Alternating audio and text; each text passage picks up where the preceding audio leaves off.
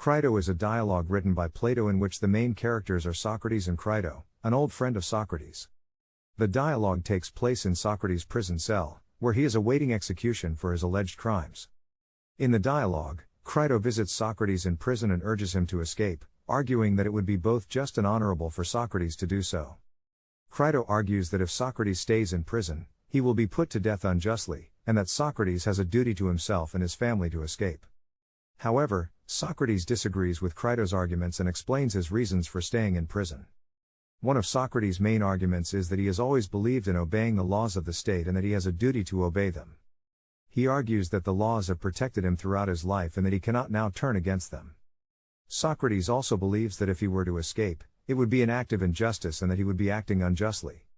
Socrates also argues that he has a duty to the state, and that he has not only benefited from living in the state, but that he also has a duty to give back. He argues that if he were to escape, it would be a betrayal of the state, and that he would be acting unjustly. Socrates also brings up the idea of his reputation, and how it would be affected by his escape. He believes that if he were to escape, it would damage his reputation and that people would see him as a coward. He also argues that his death would be a good example for future generations, showing them that one should stand up for their beliefs, even if it means death. In the end, Socrates convinces Crito that he must stay in prison and accept his execution.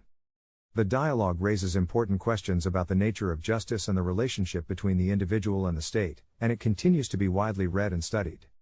Crito is considered one of Plato's most famous works, and it is widely read and studied in the field of philosophy.